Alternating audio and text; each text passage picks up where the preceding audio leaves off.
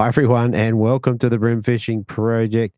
In this episode, we are headed to New South Wales to review the Action Fishing Tournament's Round 7 out of Berowra waters just in the north of Sydney, which was held on the 17th of August in 2024. Now, this is about my 27th take of this, so wherever it comes out, that's what's going to happen. Anyway, this was a round, not unlike the recording of this episode, where I really struggled.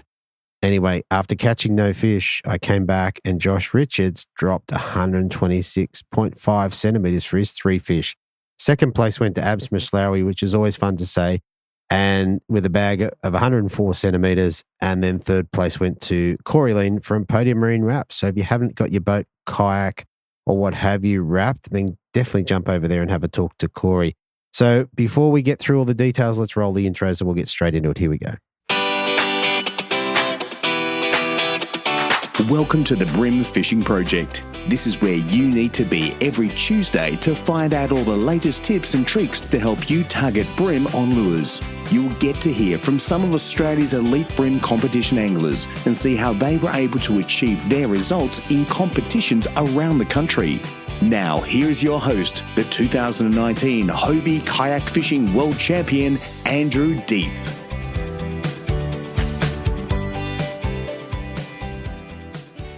All right, so I'm just in the process of wrapping up the episodes for the year. We've got the Hobie Grand Final, which has been run, done and recorded. I've got the Vic Brim Classics, which I'm partway through now. We've got the ABT on Lake Mac this weekend coming up as I send this off to be recorded. So that, I guess that will be run and done by the time this show comes out. So lots of grand finals, still a bunch of rounds to put out and just a few more episodes to record to wrap up the year. So I'm looking forward to that and having a little break. However, there will be no breaks in podcast episodes. They're going to run right through. There's plenty of content there. At the end of the episode, I'll tell you what's going on in my personal fishing. I've got some stuff coming from Lawrence, which I'm pretty excited about. It's been a little bit of a wait, but I do look forward to getting my kayak geared up and set up with Active Target 2 on my HDS Pro, as well as a Aussie transducer pole. How cool is that? Anyway, let's get through all the stats and what have you, and we'll get into the angler interviews. Here we go. So this was held on Saturday, the 17th of August. We had 65 in the fish activity wheel, a major bite period at 8:18 through to 10:48. So right smack in the middle of the session, although I don't know what I was during that major bite period because it wasn't happening for me. High tide was at 6:07 at 1.18 with a low tide at 11:42 at 0.37. All right, let's get into the angler interviews. Here's Cory. Righto. So up in third place, we have an angler dropping 3 fish measuring 22 centimetres, 41 and 30, totaling 93 centimetres. I'd like to welcome back to the Brim Fishing Project, Cory Lean. Welcome back, mate. G'day, Deethy. Thanks for having me again, mate. No worries, mate. Mate, you've come up with a nice little bag on what was a pretty tough day. Yeah, it certainly was a tough day, and didn't really expect to be having a chat with you tonight after, like you just said, a 22 in the bag. So it just really proves to how tough that day was for a lot of people. Yeah, that's it. Like you said, at 22, sometimes it's one of Morgo's favourite things is you kind of governed a little bit by your smallest fish. But fortunately for you, it still kept you in the top 3. Yeah, that's right. It's a measure of all fish comp. So at the end of the day, if the fish was firing, a lot of the time you'd catch a 22 centimetre fish and just throw it straight back in. But yeah, lucky on this occasion, I actually put it on the brag mat and measured it because, otherwise I would have fallen short. So I had 3 bites all day and they're the 3 fish I got. And that was your first fish? No, it was the second one. Yeah. Okay. Yeah, right. And I knew how hard at that point it was. So that's why it was definitely going on the brag mat.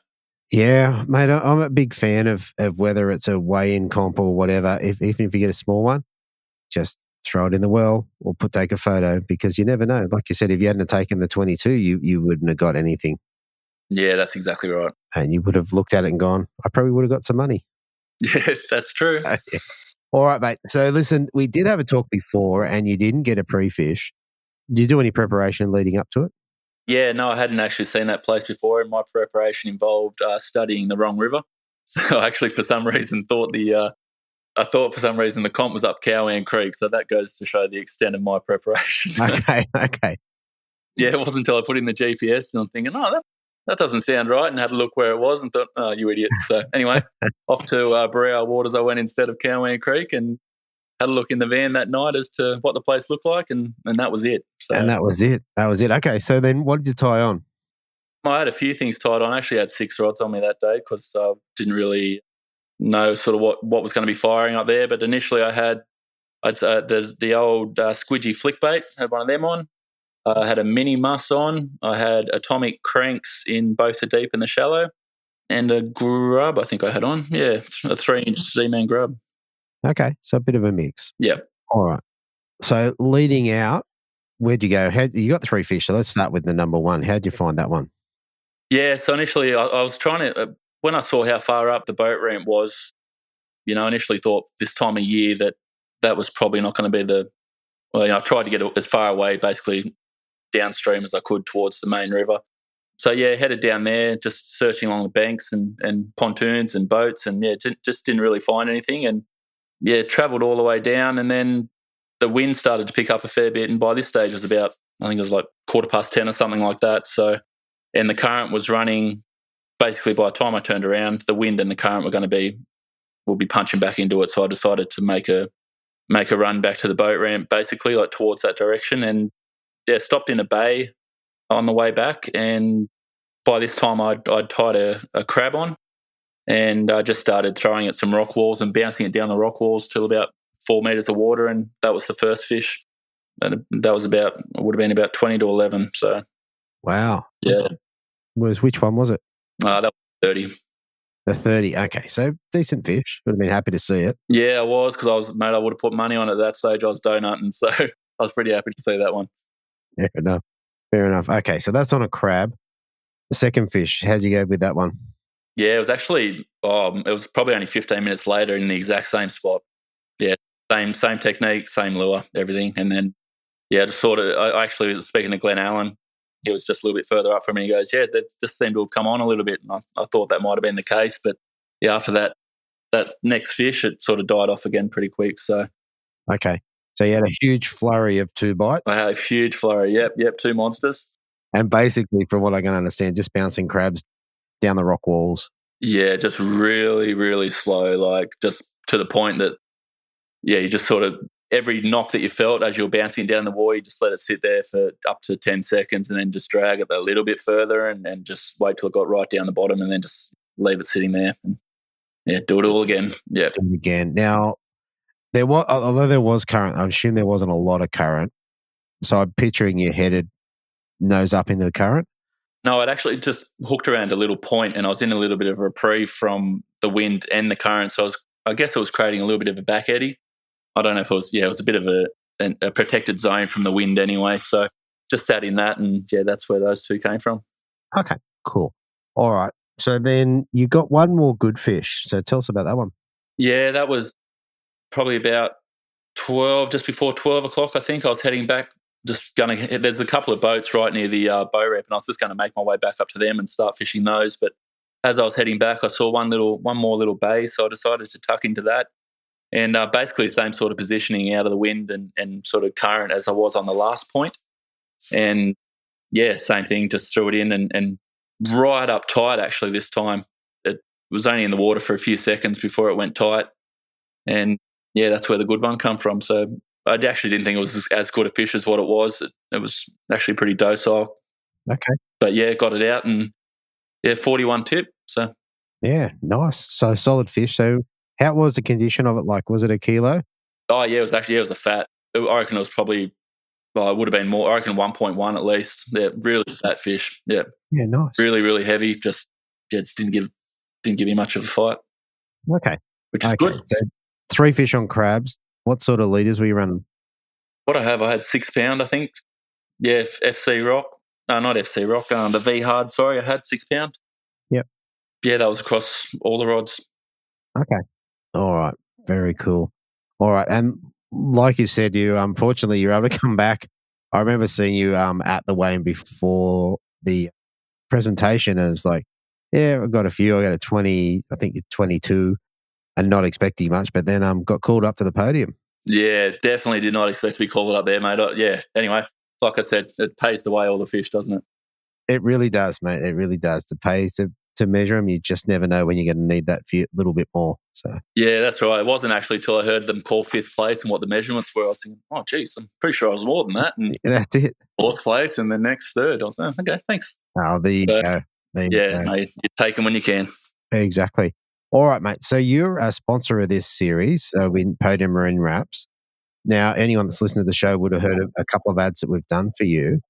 So rather than go down that, so you specialize in wrapping boats and kayaks and what have you. One of the things that I noticed when I came out to your workshop, if we talk about the kayaks, is just the thickness of the vinyl. Because one of my fears in getting a kayak wrap would be getting it damaged, but the vinyl is really thick stuff. Yeah, it certainly is. And yeah, the material that we use for the kayaks is a different material than what we use for the boat. As an installer, it's not very fun to work with, but I find it's necessary on these kayaks. One, for how high tack it is. It's extremely sticky, and obviously on a low energy surface like a plastic, it sticks very well to it. And not only that, but as you've mentioned, the thickness of it, extremely durable, and it can take a real beating, like a proper one. Like when I first put it on my kayak just to sort of see how it would go, yeah, I was just letting it hit up against racks and bridge pylons, and it hasn't torn or anything. So it's extremely durable, protects the kayak, and obviously they look good. Yeah, okay. And for someone, we didn't talk about this before we started recording, but for someone that's just bought something like a Lynx, it's a bit of a softer kayak, do you have an option to run down the side of those to wrap the side of them? Yeah, we do have an option for the Lynx. However, generally we do them in the standard wrapping film, and that's only because of it's just a price point thing. Sure. Yeah, just because they're basically still using 4 meters of vinyl, but they only use half a meter high. So from a price point, we just generally do them in the boat wrap film. But if anyone wants it in the thick stuff, it can be done. Yeah, definitely. All right. And then one other thing, look, instead of just rattling off all the different things you do, what do you got in the shop at the moment? What sort of boats you got happening? What sort of projects? Yeah, so we've got a couple of big plate boats in there at the moment. Next couple of days, doing a couple of, 7 meter and a 7.6 meter yellowfin. Next week, we'll be having a bass boat in for a revamp that was done by Richard Potter back in the day. So that's Wayne Robinson's. He's getting his boat in for a facelift. Yeah. And hopefully shortly after that, we'll be doing some carpet graphics for him. And wow. It's picked up again at the moment, which is really good. So there's a fair bit of backlog. Yeah, definitely. And for those who don't know Wayne Robinson, he was the round winner of the first ever Hobie comp on Sydney Harbour. So he got... Well, there you go. I didn't know that myself. Yeah, 2 fish bag, and he got them on, from what I remember, got them on gulp shrimps. Well, there you go. Lure that still works today. Exactly. Yeah, so been around the scene a long time. All right. I think that gives people a bit more of an idea about what you do. If people want to get in contact to get a quote or get in contact, what's the best way to reach out to you? Yeah, by all means, just jump on the website. It's podiummarinerapps.com.au, or you can hit me up on socials, both Instagram and Facebook, under Podium Marine Wraps. All the details are there. Yeah, cool. All right, mate, for this event, coming in third place, what did you get to take home? I got a $200 cash prize for third place. Nice, very good. And aside from your own business, mate, is there anyone else you want to give a shout out to? Yeah, just recently joined the Froglies offshore team, so massive thank you to them. Yeah, a lot of lures and some new rods coming.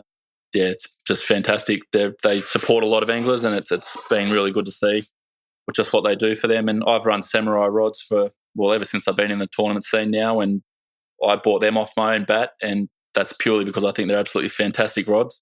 And yeah, to be asked to join the team was just a bonus, was an obvious answer for me. So I got the new reactions coming soon. Can't wait to give them a try. Yeah, from all accounts, they seem to be a very, very nice rod. So yeah, can't wait to get one of those in my hands. And I definitely want to say a massive thank you to my wife. Every time I go to these comps, she's the one left at home, with the kids, and they're the ones that allow this to happen for us, to go away, especially on Hobie weekends and whatnot, for weekends at a time. So yeah, massive thank you to her. And yeah, that's it. Very good, mate. Very good. One thing I would say about the Frogley stuff is we're heading up to Foster soon, and I really like the Crank 38s up there. Yeah, absolutely. They're one of those lures that just a staple in most people's boxes, I think, and they tend to work in most places, which is why I had one tied on the weekend in a place that I wasn't familiar with. So they're a real good searching lure, and yeah, the old Ghost Gill Brown, you can't go wrong. Yeah, well, there you go. There you go. All right, Cory, mate, that's fantastic. Congratulations for the podium again, and mate, we'll see you at the next one. Thanks, mate. Sure will. Okay, fishing.com.au, your one-stop brim lure and tackle shop. Pick up the latest tackle, including Muscle Vibes, Cranker Crabs, OSP Bent Minnows, Z-Man Plastics, Eco Gear Lures, and Diary Rods, Reels, and Tackle. Same-day shipping. Shop with the world champion, the Australian champion, and the current ABT champion shops. Fishing.com.au, online or in-store at shop 18/29 Kiora Road, Miranda. All right, when I jumped onto the site, there's a couple of things going on there. So before I get onto the front page, what I suggest you do is just through recording one of the interviews for the shows coming up. If you haven't got any TMCO soft shell cicadas, I think you need to get onto those. So you can definitely get those at fishing.com.au.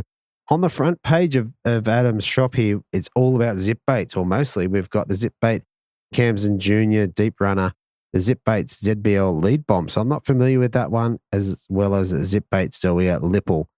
Funny name, but I've seen guys catching fish on those.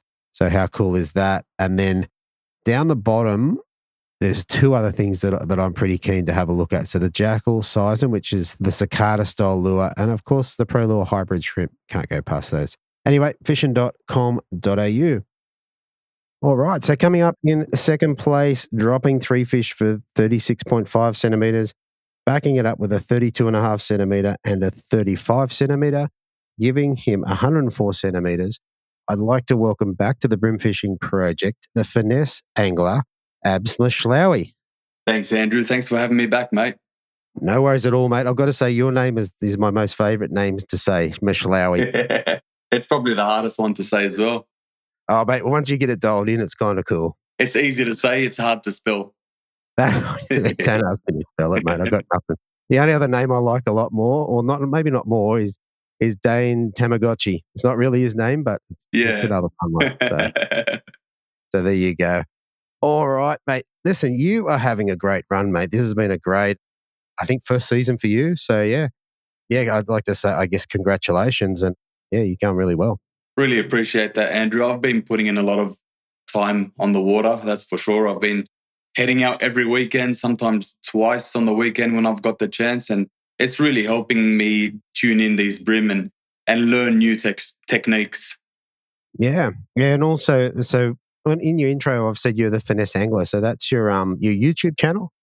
I assume you're learning a lot in video editing as well as fishing in doing that channel. Oh, definitely. It's so hard to juggle the both. I see so many people do it and it looks like they do it with ease, but the amount of time and effort that goes on behind the scenes is unreal, mate. Unreal. I've got no time to myself these days, mate. It's either fishing, recording, or planning my next video.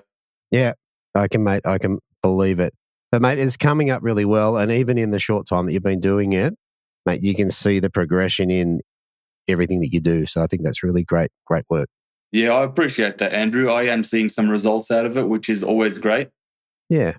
All right, mate, let's get round to Berowra waters, mate. Did you get a chance to get up there and have a bit of a look around? Yeah, I did. I got out the previous weekend. I went to explore the area and I mostly went out to record a video. So, I went out to Berowra waters and I head up towards the Racks, which is approximately 8 kilometres away from launch. Wow. Thought I'd suss out the area, had a look at the Racks. It seems like it's an old rack system. I'm not too sure because I'm not too familiar with racks, but there wasn't much visible except for those wooden poles that were coming out of the water. Yeah. So, I flicked my, I was using the 235 prawn from Daiwa, their new prawn, and I was just flicking it at every single pole. And eventually I ended up getting a nice EP out of there. Yeah. Couldn't find any brim, but ended up going back on the edge and found myself a decent brim off the edge on the prawn as well, which was a 44 tipper. Yeah, which was a cracking fish. Yeah, very cool fish. Yeah, it definitely gave me some stick, that fish, that's for sure. Up on the edge, tried to get me on the rocks so many times. Yeah, no, it was a good fight. I watched it. I think at the time of this recording, the video came out last night. It was very cool. Yeah, correct. Yeah, so I was recording a video. I was reviewing the new Daiwa SK range for Daiwa. So that was a great opportunity for myself to do. And yeah, I was happy to see the performance of the 722 on the edge on a big fish. Yeah. How did you find it though? What do you like about the rod? Well, the 722, the casting distance, obviously, casting distance is great. And the sensitivity on the rod is just great. Like you feel everything, every little bite, everything on the bottom. Even if you're rolling that plastic on the bottom, you're feeling everything. And that's what I like about it. Yeah. Yeah. It definitely makes a difference. And with that sort of rod, are you running a braid leader combo? Yeah, correct. So they're both fast tapered rods, the 681 and the 722. So I was solely using them for plastics, and both had 6 pound expedition. No, sorry, it's the new 8 pound expedition. And pretty sure I was running 5 pound fluorocarbon on the end of both of those. Yeah. Nice. Nice. All right. You've gone out for your pre-fish. What was your plan leading into comp day? See, I wish I had more of a plan. I wish I had gone to more spots and explored more spots, but I didn't really get the chance because I was focused on recording the video that weekend. But Sure. I did find that one spot that I did pull out that 44 tipper, and I did lose another fish there. So I was assuming that there is a few good fish around. So I said, you know what? Comp day's here. We're fishing a small creek with 2 edges, and there's going to be a lot of people. So what I usually do during comps is I try to go as far as possible. So I did that 8 kilometer hike.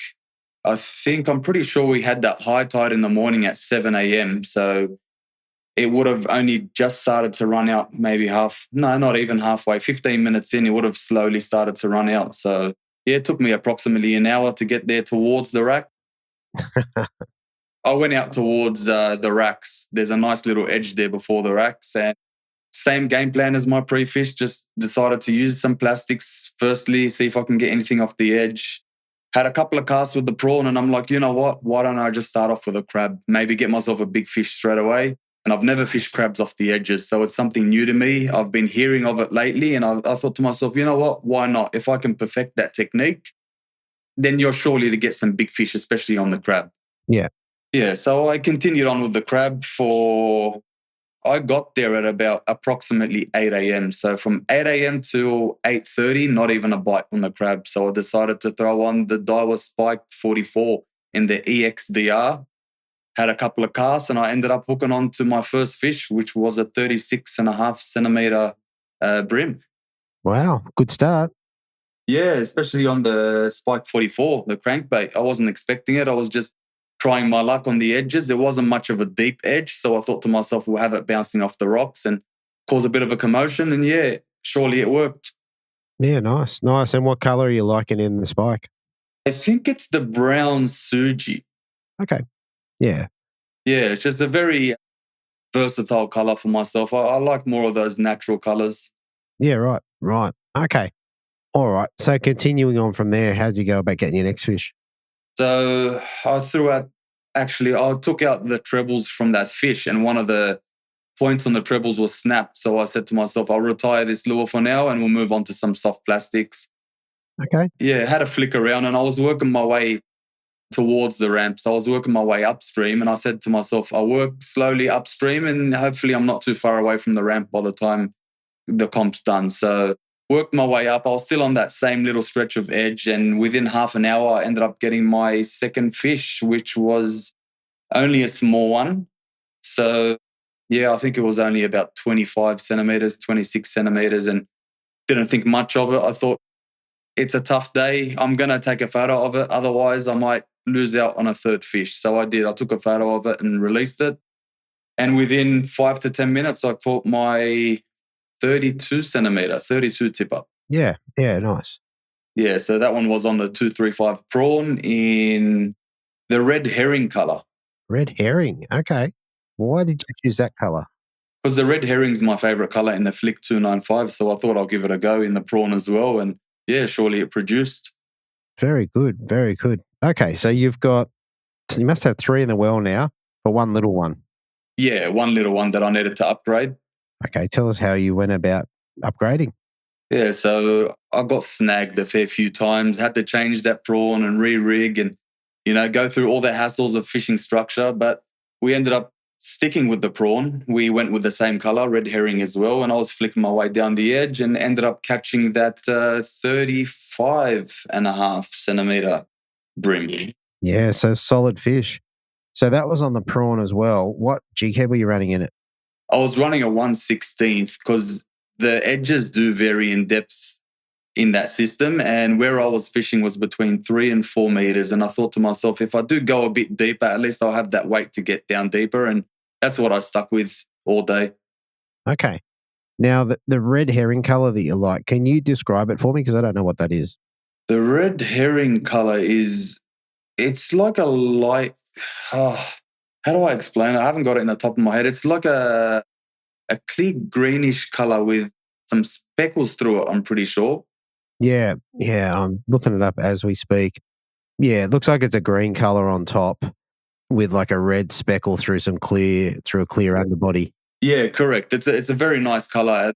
I do like the color range in the Bait Junkie soft plastics, and I've really come to like the olive oil UV in the prawn color. It's just really caught my eye, and I'm really looking forward to using it. Okay, and how have you found the prawn? Like, you found rigging them okay and what have you? They sit nice on the jig heads? Rigging them is much easier than rigging the Flick 295. I know the Flick 295 gave me a bit of hassles when I first started using them, but the prawn's very easy, mate. Like, you've got the diagram there on the back of the soft plastic packet that tells you to bring it out before that little cutout for the first set of legs. And yeah, every time I rig it, it rigs on straight and perfect. So I'm pretty happy with it. It's easy, nice and easy. Yeah, and it's got a good little action, the prawn. And yeah, the way they've cut the back out of it, there's just a lot of movement in the tail. Yeah, I think that's what makes a difference. Yeah. Okay. All right. So you ended up with another 35. Was that it for the day, or did you lose any fish, or how was the rest of your day? Oh, yes, I actually forgot about that. I lost the fish between the 35 and the 32. I didn't even have a chance to turn its head out of the rocks. It had me straight away. Wow. Unlucky. Yep. I don't even want to think of how big it was. I just accepted defeat and moved on to the next fish. Oh, well, mate, in terms of what Josh caught, mate, you probably needed it like a 60 to win. So. Oh, yeah. He smashed it, mate. So yeah, I was going to say this was a really, really big bag again, another 3 kilo plus bag. So unbelievable, mate. 2 tournaments in a row. Good on him. Yeah, that's it. Yeah, I expected with my bag, I expected to barely scrape into the top 10. I thought to myself that there was going to be plenty of big bags come out of that system. That's for sure. Yeah, I definitely. I didn't expect to not catch any fish. I thought I'd definitely get a bag. But yeah, it was interesting result given Josh got absolutely brained them. And then there was a big gap to you and further down. So, okay. So one last thing before we move off the fishing. Can you explain to me a little bit about, so when you're using the new Daiwa prawn, how a cast would look like? Are you casting in tight to the bank and then twitching it out, or how's it look? Yeah, as I always do when I'm fishing structure, I just always try to cast it as close as I can to the edge. Or I try to single out some rocks and back eddies and stuff like that. So I did find a few of those, and that's actually where I did get my fish. So all my fish came off back eddies. Okay, interesting. Yeah, so I saw, a couple of stones just overhanging, and behind the stone, depending on which way the tide was coming, you would see the eddy on the surface there, and I was just casting right hard up into that little pocket, and the fish were going crazy over it. Very cool, very cool. Now, I'm assuming that you ran a camera all day? I tried to, Andrew, but my main priority that day was the tournament. Sure. I didn't do too well in the tournament previous, which was on the Hawkesbury River, so I said to myself, when it comes to tournament fishing now, I really need to put my head down and focus on it, so I didn't. I did get a couple of clips, but not enough to form a YouTube video. Sure. Okay. All right. Very cool. So, mate, moving on for the competition for second place, what did you get to take home? Second place was $350. That's what it was, yeah. Nice. And I assume, like the rest of the guys, you're going to pump that straight back into the fishing industry. Oh, mate, you've got those new BFS reels that Daiwa's releasing. They look awesome. The Gekabijin, I don't know how to pronounce it, but they look unreal, mate. I really want to get into that BFS side of things. Yeah, mate. It's a whole new world over there. And I think as of about a week ago, the podcast episode we did on that is the most downloaded podcast on this show. So it's gaining traction, that's for sure, the BFS scene here in Australia. I've seen a few blokes talk about it maybe when I first started getting into the finesse scene, and I've been encouraged by a few guys as well, but I thought, I'll perfect my spin technique first before I do get into the BFS. I wouldn't say that I have perfected the spin technique. I've still got a long way to go, but it's always a bit of fun on the side, chasing some trout in some streams and maybe some brim with some cranker crabs on that outfit would be nice. Absolutely. Absolutely. All right, mate. So one last thing before we head off, who would you like to give a shout out to or say thank you to? Look, first and foremost, I've got to give praise to God, mate. I've got my health. I'm here living in this beautiful country, mate. I was born and bred here, but my parents, unfortunately, came from a war-torn country, which is hard. And you look around the world, mate, there's so many people without their health and so many bad things. So thank God, thank my family, mate, and everyone who's helped me out along the way, mate. Daiwa's helped me out with some lures and some rods to test out for a review video. So I was very thankful for that. That was a great opportunity for myself. I got James from HWS. Actually, I'd like to give him a big shout out. I had my 360 Mirage drive bust on me a few weeks ago, and I was looking uncertain to make this round.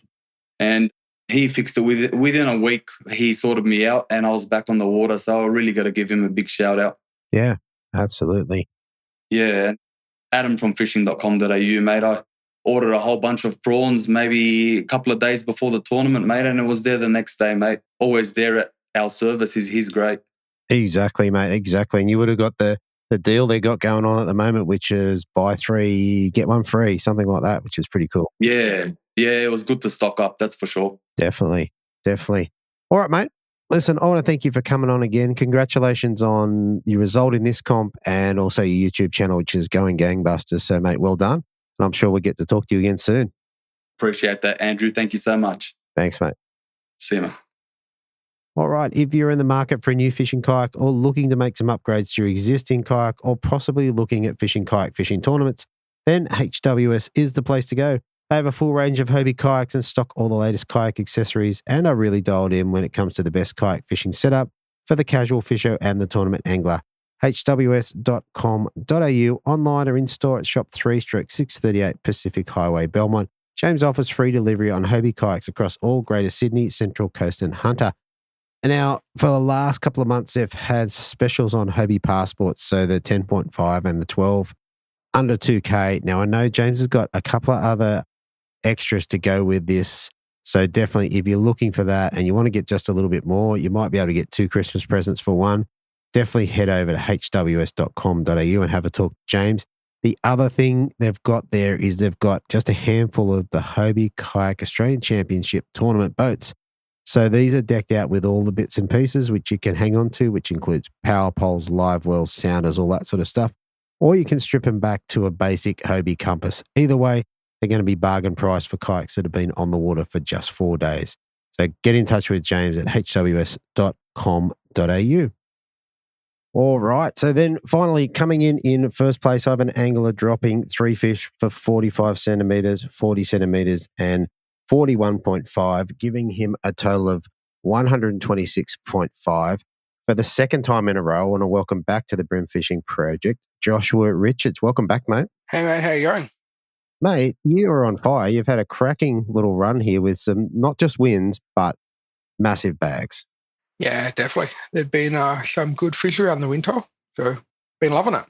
Yeah, definitely. I mean, we spoke on the last episode and you would have had like well over a 5 kilo bag for your 5 fish. And it looks like you've done pretty similar in this event. Yeah, it would have been a little bit left, but yeah, up there. Yeah. Definitely up there. Pretty great fishing. All right, mate, Berowra waters. So you want to tell us, did you get a chance to have a pre-fish up there? I pre-fished probably 4 times over the month before.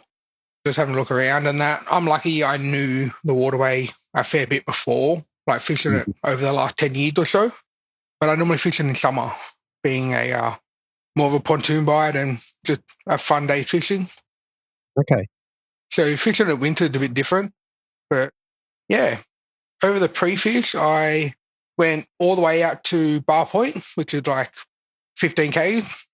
Wow. Fishing the whole river and having a look a bit of everywhere.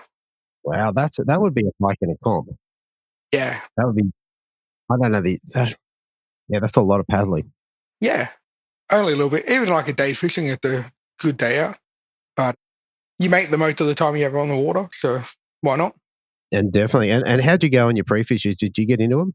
The pre-fishes were pretty good. Mainly just jumping bank to bank, really. Finding all fish deep on like 5-6 meter rock walls down the bottom normally. On blade, that was pretty well it.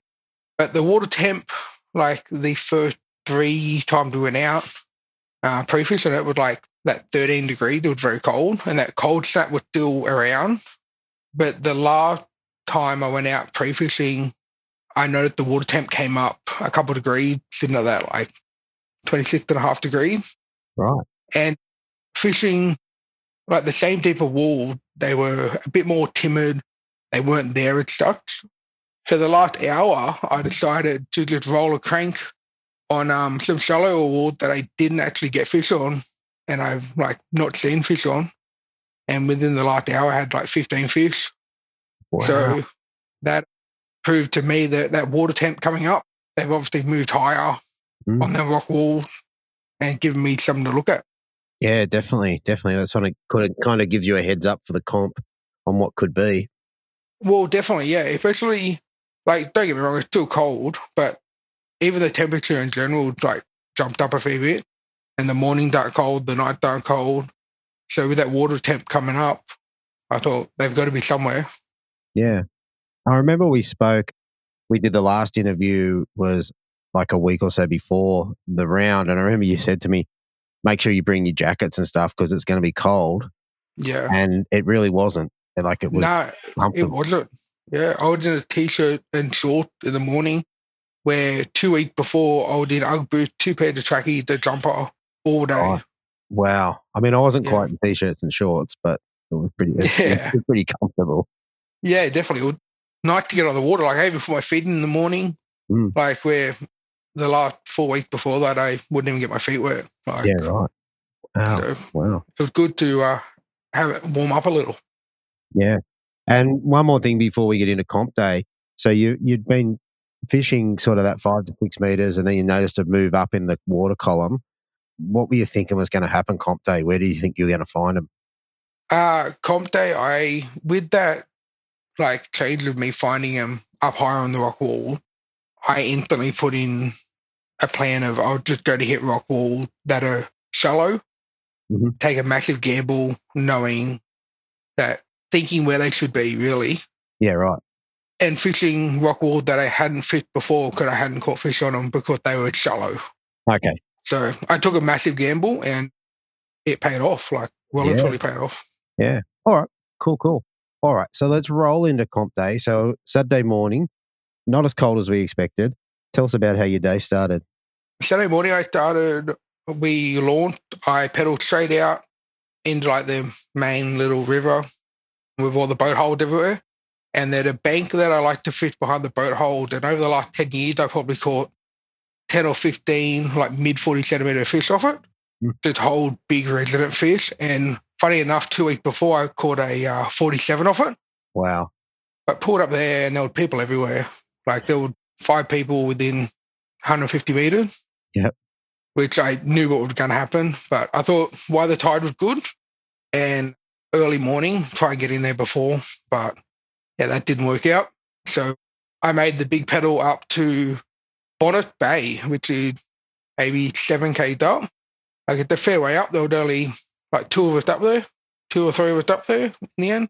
And then within maybe 200 meters of a rock wall, a 45, 41.5, and a 40. Wow. With a 39 to go with it and a 38 to go with it. And probably 10 or 12 other smaller fish. Wow. So, wow. Yeah. That's amazing. What was your technique what did you start as your beginning technique? My plan was to just throw soft plastic up high on the wall. So I had a 1/16 with a new bait junkie prawn and mudblood. just throwing them right up in the shallows, and within the first 2 or 3 hops, I'd be on. If I wasn't on, I'd have a hit. Yeah. But yeah, that would have been it. My big fish actually did come on a blade, believe it or not, out deep. Okay. Yeah, just paddling along the rock wall, fishing away, and I noticed on my side stand I had a big barrel of bait sitting like 5 meters. I paddled out, did a U-turn, one cast in, and it hit the bottom, and I felt the tick through the fluoro. Yeah. And off it went. So right. Wow. And that turned out to be big fish for the comp. Yeah, it did. It was good. Yeah, it makes you wonder, like, obviously you've spotted it and you've gone out and you've cast to the ball of bait, but essentially you just threw out and let the lure drop down at the bottom and then it pretty much loaded up. It hit the bottom and it was done. Like I didn't even get a hop. I didn't get nothing. It landed right in front of his face. It was unreal. Yeah, it reminds me of, there's a lot of people out there that say, I don't know how to use blades, and then sometimes all you got to do is throw it out. Yeah, and like funny enough, probably the first like 3 or 4 hops normally, like 5 hops of a blade, that's where you normally get hit. That's what I normally find. Yep. That's why like fishing fluoro, big long cast is like important to me with them. Yeah. Yeah. Even though it probably doesn't make a difference, but just a confidence thing, I guess. Yeah, okay. Okay, and we did speak on the weekend while we were up there. You were using, you tell us what fluoro you're running? I run Sunline FC, basic FC. So it's like $28, I think, for 300 meters. And I've been using it for 4 or 5 years and I love it. Yeah, okay. And how do you find it in terms of line memory and that sort of stuff? It's got next to no line memory. It's unreal. Yeah, okay. Yeah. I can't complain. I've got one reel that pulled up from like 4 years ago still with fluoro on it. Yep. And 3 pound, and like I was still catching 45 centimeter brim on it at the Hawkesbury. Love it. That's crazy. All right. Now, I want to go back through to your plastics with the bait junkies. You said you were casting them into the shore. So were you casting like super tight, or how'd that look? Yeah, right up on the rock wall, like less than a foot of water. Yeah. Just one solid hop, the first hop, and you just slowly hop it down the rock wall, letting it hit the bottom. But as soon as it hit the bottom, don't let it sit on the bottom, otherwise you get snagged up. Okay. Just instant hop. And every, like on the drop, like the net lead that it will drop down, they'll just pick it up. Okay. Okay. And did you fish that on straight through as well, or do you have a braid leader combo? Braid leader. So yeah, 4 pound leader. Yeah. Just fishing really light because I know that it had been clear, but with all the rain, I knew it was going to be a lot dirtier. That's why I went like the mud blood. Yeah. Being a lot dirtier, a lot darker lure.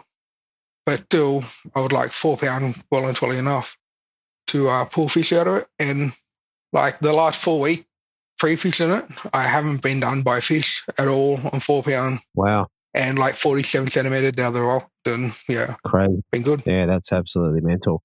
All right. I think that probably wraps up the story. Like, it's quite a short, sweet story. I guess one thing that surprised me, because as you know, I struggled on the day, but you caught not just one fish or 3 fish, you caught a bunch of fish. Yeah, I caught probably, like talking legal fish, maybe 25 fish, 25 legal. Wow. As well as like big EPs and stuff like that, because that EP mixed with the brim. Yeah.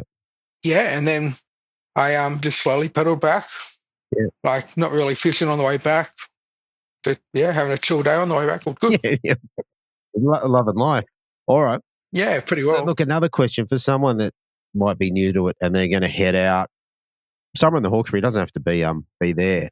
Like, what sort of rock walls and stuff were you looking for? Anything particular, any sort of particular structure? So more like colder water, I like a vertical rock wall.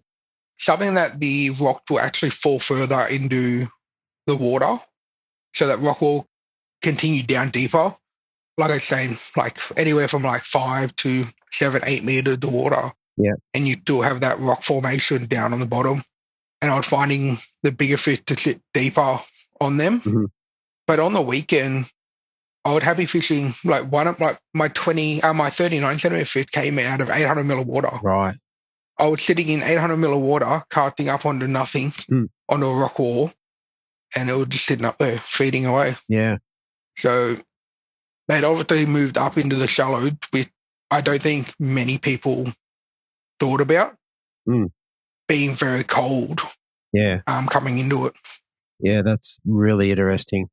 The other thing that I noticed on the day was there was a lot of fish. There was a lot of fish on the sounder. Like you could see a lot of fish. I just couldn't catch one. Yeah, it'd been like that every weekend down there. I was fighting fish in 5-6 meters in the open. You pull one fish out of them, and they completely shut down. They've been very timid, and to get them to bite been very hard. But they have been there, and you can sound fish on every rock wall that you go to. But fighting them, feeding is another thing. Yeah, okay. Yeah, that's very cool. At what point would you change from the plastic, like at a 1/16 on, to a blade? Is there a trigger for that? Not really, to be honest. Like I said, I would focus and keyed into just fishing them shallow. Yeah. So the rock walls were I would fish them maybe 3 meters at the max. Yeah. And only fishing that top edge of the rock wall. But obviously, if that's not working and I'm still sounding fish down deep, then I'm going to try down deeper. Yeah, okay. Like I said, the big fish came on a blade. I had multiple fish still came on a blade, but the majority of them were higher up that wall. And fishing a blade, you can fish a blade like that, but every third or fourth cast you're there getting snagged and it becomes annoying. It's a bit harder. A bit more expensive. Yeah, well, lucky enough, I had a friend reach out and would oh, how many blades did you go through over the last few weeks? And I would one. Believe it or not, I lost one blade to a snag that I couldn't get back. Wow, on 3 pounds sometimes. On 3 pound most of the time, yeah. Wow. Really lucky. Yeah, that's crazy good. Yeah, I've been doing really well. Yeah, that's awesome. And I guess probably one more thing between we move off, what blade were you throwing? I was throwing a camo crab colour from Delft Blade. So Peter Cook, he blade the Unreal, and I kind of don't really fish anything else. Yeah, there are a couple of pro lures that I fish. Other than that, that's about it. And I'm definitely not a blade fisher, so yeah, right. I personally don't like fishing them, but in winter, you got to do what you do. You got to do what you got to do. That is exactly right. Oh, there you go. One more thing that came to my mind. So you've obviously, I've known you around the traps for a bunch of years, and I see the results getting better and better and better. What do you put that down to? Purely time on the water.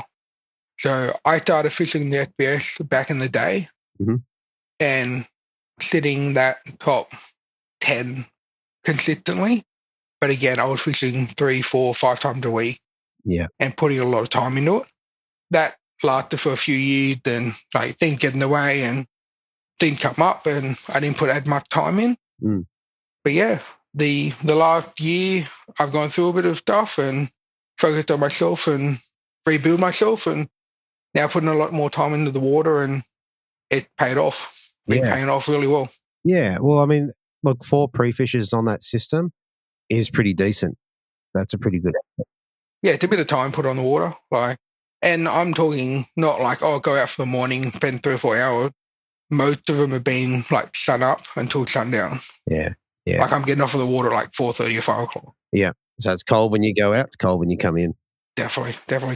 And people are oh, how do you make the time? Well, you just make the time. If you enjoy it, you'll make the time for it. Yeah. Fair enough. All right. Rods, what sort of rods are you running? I was lucky enough midweek to buy 2 new FKs. Nice. To add to all my other one. Yeah. So my blade I throw solely on 732 ultralight in the FK model. And I was lucky enough to pick up a 722 fast action, one of the new ones they released. Okay. I'm not sure how I'm going to like it, but I ended up throwing the plastic on it all weekend, and it was actually not bad. Yeah, okay. So I'm hunting for another one, but my dealer is out of stock, and supposedly Dyra don't have any, or are making them hard to get. So, well, there you go. We will see, because I will probably order another 2 of them. Yeah, fair enough. Well, we'll see what happens after it's just finished now, so we'll see if some become available. Yeah, well, That's probably the thing. They're probably a bit of hot commodity at the moment. Yeah, that's very cool. All right, mate. And listen, that was a great bag. What'd you get to take home for the win and the big fish? Big bream was $100 from HWS, and the win was $600. Nice. So $700 for a day's fishing, not bad. Day's fishing. Yeah, you got to like it. Definitely. So definitely. Put it straight back in the industry, a couple of new rods off your total. Yeah, probably. Like, let's be honest, it all goes back into it, and we don't make money off it. So it's in one hand, out the other.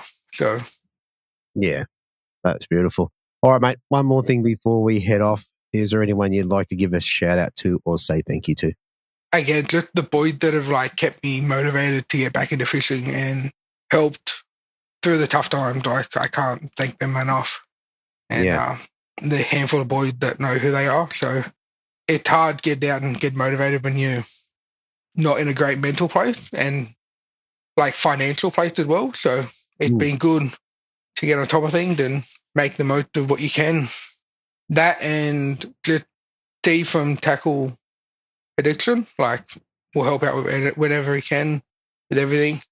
Even had Boyd bring tackle down because he didn't come down on the weekend for me that I ordered midweek. Yeah, nice. And the boys from Hot Tackle, like midweek, getting rod from another shop and sent out to me. Yeah. Like overnighted. Unreal. Yep. Like, I cannot thank them enough.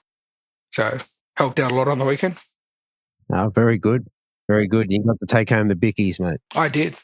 Lucky enough. Yeah, mate.